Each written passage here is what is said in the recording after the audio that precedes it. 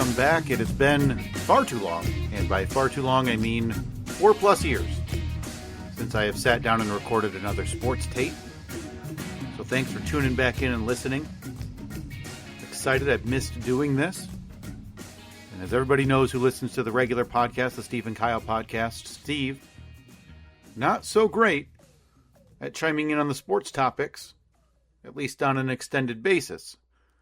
So I look forward to being able to do this, hopefully more regularly, and catch up on all the sports stories that I have missed over, 4+ years, which obviously is going to be impossible to do.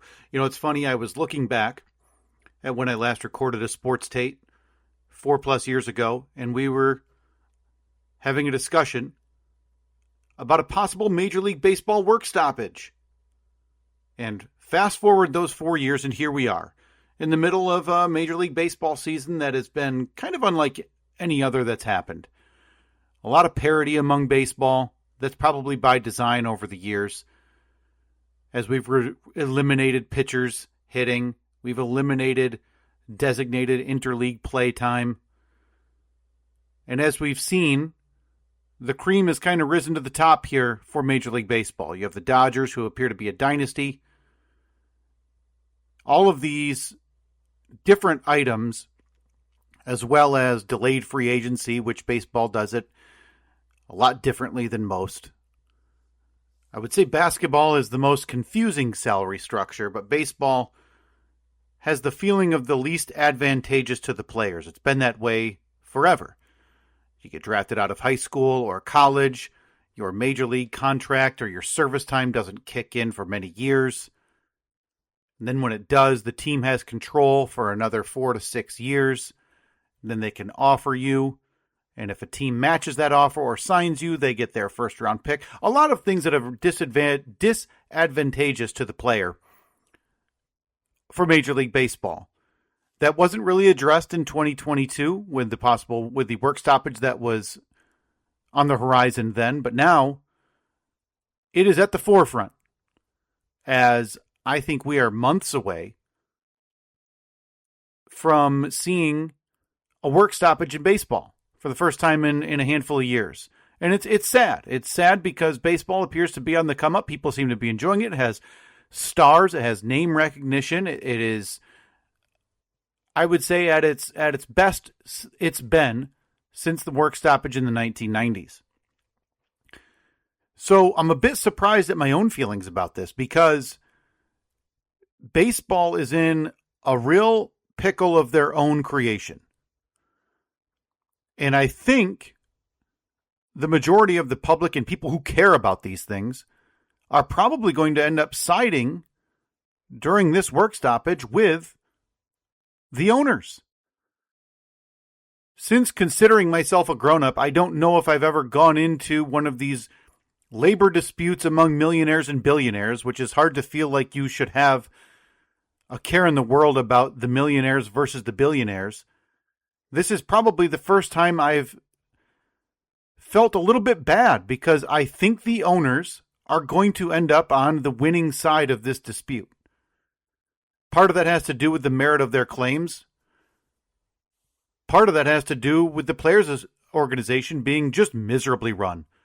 From ousting Tony Clark, who was just awful as a leader because he was having some social improprieties as well while he was the leader of this organization. But more so, fans appear to be a bit tired of the big teams being able to kind of run the league. We have the Dodgers, who spend willy-nilly based on regional television contract money and income, which teams like Colorado and St. Louis and Miami and Tampa Bay either can't or aren't willing to try to replicate. They don't have the media arm that the Los Angeles Dodgers and the New York Yankees have, the prestige that the New York Yankees and the Los Angeles Dodgers have. So we're now in this spot where a lot of these owners feel like they need concessions. They need some help. The other teams are spending too much. We either can't spend that much, and in all fairness to the players, some of these teams just don't want to spend as much. The structure of the MLB salary has been so changed and so manipulated over the decades that now, if you stay below X dollars, you receive revenue from those teams who spend a lot. So the Dodgers and the Yankees, the Mets, those teams are going, and the Phillies, they're going to pay down to the Tampa Bay Rays, the Miami Marlins, those owners who simply want to collect the check. They don't care about the team. There is a difference, and that's why I feel bad about siding with the owners in this upcoming inevitable labor dispute, because there are good owners. There are owners who care, and I would argue, even though they're spending willy-nilly, obviously the Dodgers ownership cares the most.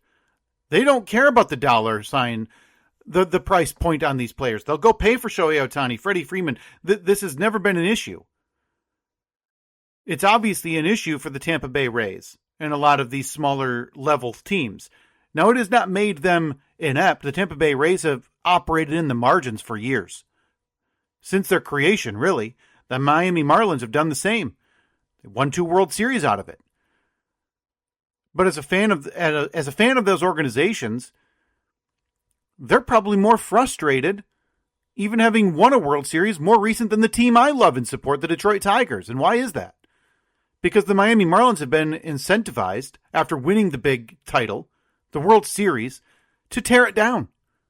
Hey, we won one, we brought the fans in, we made all that money, let's tear it all down and absolutely reap the rewards of revenue sharing. And that is the bad term that I think we're going to have to see go bye-bye on the owner side, is this revenue sharing and the way it works, if the owners in baseball are going to get what they want, which is essentially a hard salary cap. We know it in the NFL. The NBA is a total nightmare to dissect in terms of salary, with aprons and luxury taxes, but it has been believed for quite a while that the MLB owners and their end game has been a hard salary cap. And here we are. In their first proposal, they were implying that. Let's go over some of the points that the owners have made in their most recent offer to the Players Association as we inch ever closer to MLB having a work stoppage, which I don't think it'd be quite as catastrophic as people thought it would be even a handful of years ago, but still very, very bad for fan goodwill and obviously for attention to the sport when, again, you have millionaires and billionaires arguing over how to divvy that money up. The MLB proposed earlier access to free agency. I talked about right now that essentially based on service time and when players are making their major league debut, they're not seeing free agency until they're in their early 30s, which is then affecting the amount of money they can make once they finally do reach free agency. So the MLB is agreeing to reduce the period from 6 to 5 years if you're 30 and over. They're also looking to increase the very minimum salary to $1 million.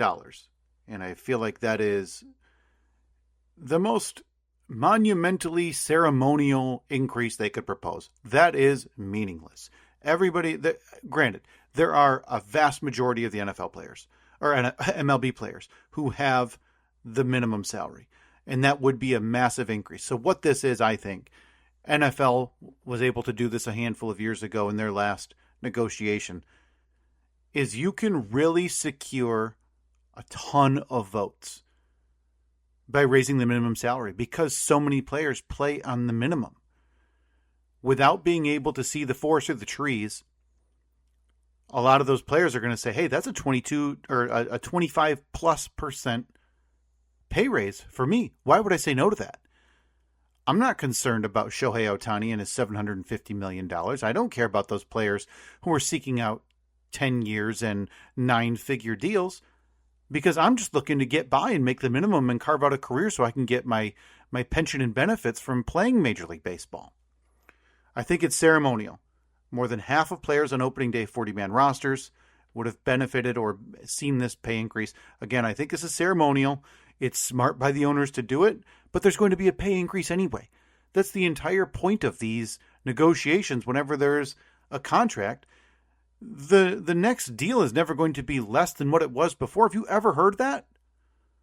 Why would that be now?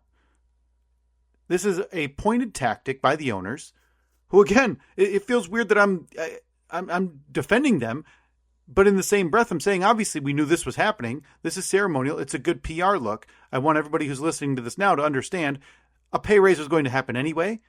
it probably was going to get to $1 million anyway. I'll be curious to keep my eye on this point when the final deal is made, whenever that is, because I bet that minimum salary comes in north of $1 million anyway. They're looking to increase pre-arbitration pools and bonus pools. Those are things that, again, we're going to go up anyway. The big ones in concessions to the players that they admit is going to have to go away is the qualifying offer, which I mentioned at the top of this episode, where you can give a qualifying offer to one of your departing players if you've had him for a certain amount of years. But if he signs a contract with another team, they have to forfeit a draft pick, which has negatively affected the player's compensation when they sign that new contract because the team has to factor in the loss of a high draft pick. They're going to adapt some items from the NBA, where if you have the rights to a player, you can sign him to a contract 1 year longer than an opposing team would be able to. I think that's a fine concession and an acknowledgement for a lot of these Midwest teams and non-national and internationally known teams to be able to keep their homegrown superstars. A lot of these players are worried about longevity. They want the longest years because it's Major League Baseball. That money's guaranteed. The NFL, a lot of those contracts, you get cut today, the money's gone tomorrow. That's the way it works. Major League Baseball, that money's guaranteed. If you can sign your player to an extra year than an opposing team can, you're likely to see a higher increase of retained upcoming free agents. The biggie that they're going to get pushback on is the league does not want to allow contracts as long as what we're getting right now. So if you're signing someone from a different team, you'll only be able to sign them for 5 seasons. You'll also only be able to sign certain extensions to certain lengths with maximum guaranteed value. And now that is one of the early signs that the Players Association is going to push back on heavily. And they did. The Players Association is saying that this is going to reduce player compensation by upwards of billions of dollars, and that this is a hard salary cap. This is fitting to be one of the nastiest standoffs we've seen between labor organizations. And again, the Players Association is in a bad spot for this. They have an interim director and bad public appeal at this point. People are looking at the players and saying, oh, you're greedy. Oh, you're too greedy. That's the problem. There's concessions to be made on both ends, and that's the way these deals always end up working. Do I think a deal will be made? Obviously. This is a multi-billion-dollar industry, and with games being played for 6 months out of the year, and there's way too much money in the pockets of everybody who needs that money to say that this is going to be a season ender. But I'm willing to stake my claim right now. I do think there will be an extended work stoppage. I do not know how much of 2027 we will see. At this point, as a betting man, I would bet the 2027 MLB season will not start before June 2027.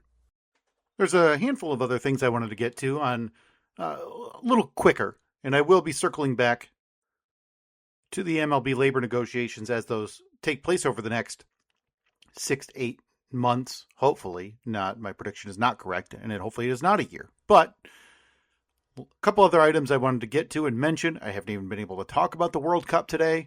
The news is breaking this week, though. LeBron James moving on. By the time this is released, LeBron James will have probably joined his next team.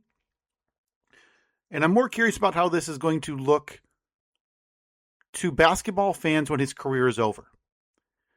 For a long time, LeBron James, it's obviously been the discussion about him and Michael Jordan, who's the greatest of all time. And I couldn't care less. I don't care about basketball enough to think about things in those platitudes. I just care about the storylines on a larger scale. But it is fair to question how LeBron James will be viewed outside of the statistics when his career is finally over. He's been playing for 20 plus years. Nearly unheard of, especially heard of in today's NBA. Those type of careers don't happen. So to look at him as anything other than one of the most immense talents basketball's ever seen is a lie. He is absolutely a premier physical specimen and basketball talent, which, I mean, kudos to all of those people back watching him in junior high and saying, watch out for this kid. It worked. And it worked beyond anybody's wildest dreams, I think. Because you think a player is going to be good, but you never know it's going to be quite this. The way his consistency throughout his career in terms of being able to score, being able to facilitate. But everybody's going to look back on his career differently, I think. And I don't know if this is something where age will make the memories grow fonder. Maybe that happened with Michael Jordan. I also think he's a bit of a pariah in terms of we had LeBron James during the dawning of the social media era, where people could nitpick and spotlight the little things that they didn't like about him. And to all those people's credit, I'm in the same boat. I am not a LeBron James fan. As a Detroit Pistons fan, it's been hard to see him as anything other than a nuisance. His Cleveland Cavaliers were part of what ended the late 2000s run for my Detroit Pistons. But when we look back on LeBron James and we see him walking into arenas holding books like he's been knee deep in a novel, but when you see the side-by-side and see that the last book was also on the first page, the book before that was on the first page, and it's all for show, it seems. When you hear him say how the interview clips where he seemed to claim, I knew these things were going to happen, and then they did, with no evidence behind it, it's hard not to roll your eyes at him as someone who didn't sit down at all of these interviews and in the public eye is thinking, well, I've got to keep this image. And as we look towards what is no doubt the end of LeBron James' career, whether it's this year, next year, whatever, and he moves to another team, he'll now have played for the Cleveland Cavaliers on 2 different occasions, the Miami Heat, the Los Angeles Lakers, and an unknown 4th team, 5th different stint. I don't know. It's hard to say that longevity simply alone makes him the greatest of all time. It's hard for me to look at jumping between to 5 teams, although that is the norm. 4 teams on 5 different stints nowadays as a bit of a hopper. It'll be weird to look back and realize that he played for the Lakers, I believe the longest of any of his tenures for any NBA franchise. He's staring down the barrel of his early to mid-40s. You saw he missed extended time this season for sciatica. And he's now on what appears to be the last gasp. And I feel like the public persona and perception of LeBron James has led to, me included, him not being super likable. We see all of his steps. He's become a meme with him rubbing his head and I can't believe this is my life. He's become a joke in the regards that I mentioned a few minutes ago with how he seems to be a know-it-all and wants to come off as some upper echelon literary scholar. It's okay to not be. And I don't know if he ever got that note. He's lived in the public eye for the better part of 20 plus years at this point. And he decided from early on, this is the way he wants to be perceived, and he's going to hold up that image no matter what. I don't think he's in on the joke. I don't think when we're laughing at that meme of him rubbing his head, I don't think he's laughing along or understanding why we're laughing. And that's a bit sad to me.